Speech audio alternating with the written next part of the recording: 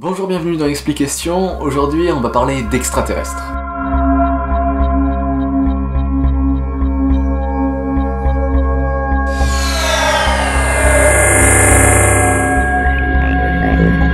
Comme je l'ai dit, on va parler d'extraterrestres, mais plus particulièrement l'intelligence des extraterrestres. Parce que on entend souvent parler des extraterrestres comme une espèce plus intelligente que nous, plus développée que nous. Regardez n'importe quelle émission qui porte là-dessus, eh bien vous verrez que les extraterrestres sont considérés comme plus intelligents, plus développés que nous. Hier, je suis tombé sur une émission qui parlait justement de ça, de l'intelligence des extraterrestres, et donc il disait que si on arrivait à rentrer en contact avec eux, ils seraient forcément plus développés et plus intelligents que nous.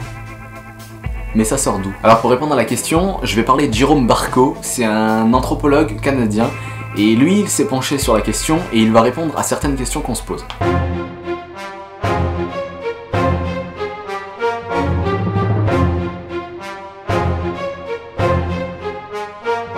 Alors évidemment ils auront une apparence humaine, parce que fabriquer des objets, tenir des objets sans ses mains c'est difficile.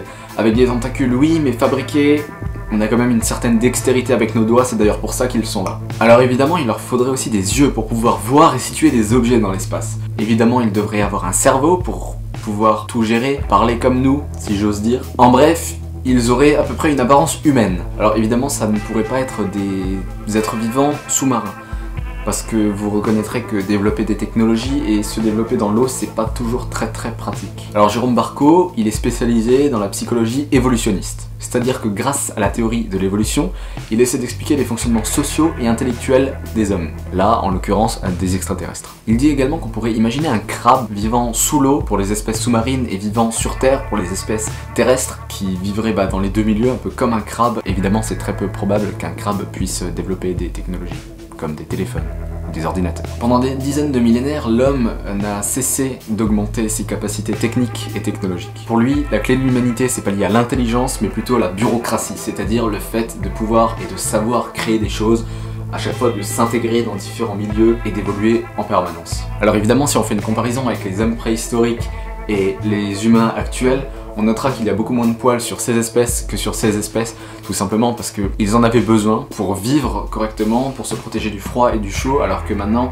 on vit dans des maisons, dans des conditions climatiques qui sont plutôt bonnes et auxquelles notre corps est habitué, donc on a moins besoin de ces poils que...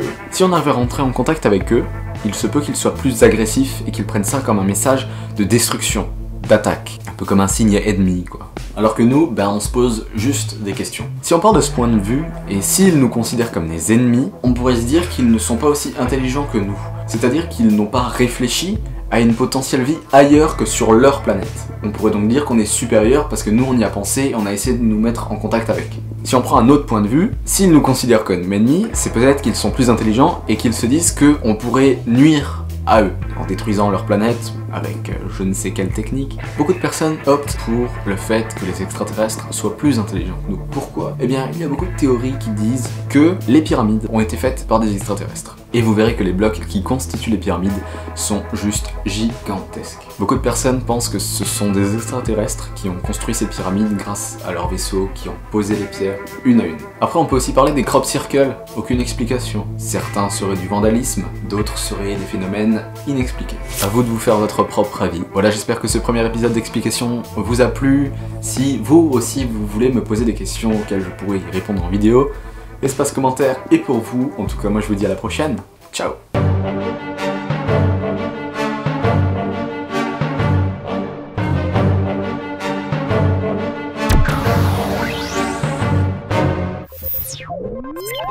You